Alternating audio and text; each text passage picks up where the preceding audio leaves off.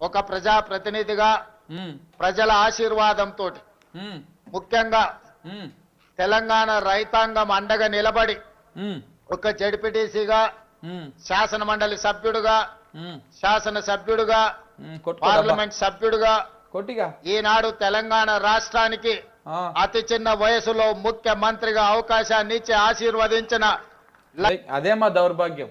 మీరు ముఖ్యమంత్రి అతి చిన్న వయసులో అయ్యారు అంతే. అదే అంటారు కదా, తెలివిలేనటువంటి అతన్ని తీసుకుపోయి కుర్చీలో కూర్చోబెడితే ఇట్లా ఉంటుందని.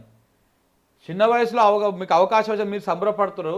ఏం తెలివిలేని తెలివి తక్కువ ముఖ్యమంత్రిని కూర్చోబెట్టి ఏంద్రా మాకి కర్మ అని తెలంగాణ ప్రజలు బాధపడుతారు. మీరు చెప్పింది నిజమే, చిన్న వయసులో కూర్చోబెట్టడం తెలంగాణ ప్రజలు చేసినటువంటి తప్పే ఇది.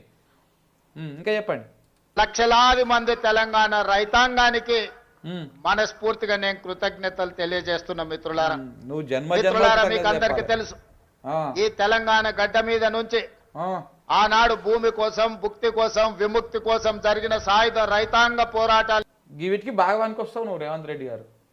ఏది మాటలు చెప్తందుకు భూమి కోసం, భుక్తి కోసం, విముక్తి కోసం అని చెప్పేసి ఇట్లా ప్రసంగాలు ఇస్తేందుకు బాగా పనికొస్తావు. పని చేసేందుకు మాత్రం సున్నా, గుండు సున్నా. మీకు తెలుసు, ఆనాడు ఆదిలాబాద్ అడవి బిడ్డలు రామ్జీ గోండు, కొమరం భీం, జల్ జమీన్ జంగల్ కోసం ఆనాడు అసూలు బాసిన విషయాలు తెలుసు. ఈ తెలంగాణ మొత్తం, ఈ తెలంగాణ చరిత్ర పుటల్ని అసలు ఈడ రాజీవ్ గాంధీ ఫోటో చూపిస్తురా.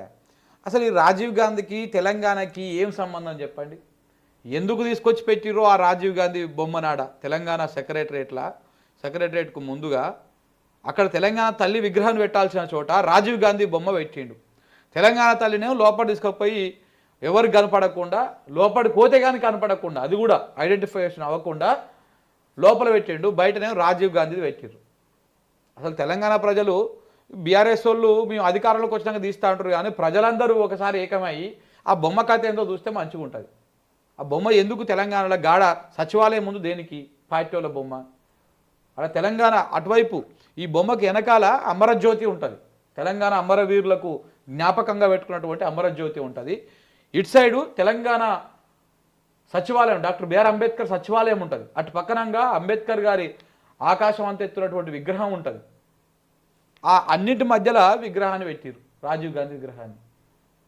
తెలంగాణకు రాజీవ్ గాంధీకి ఏం సంబంధం? ఆయన దేశానికి ప్రధానిగా పనిచేస్తే పనిచేసిండు. తెలంగాణ ఆత్మ తెలిసిన ఆయన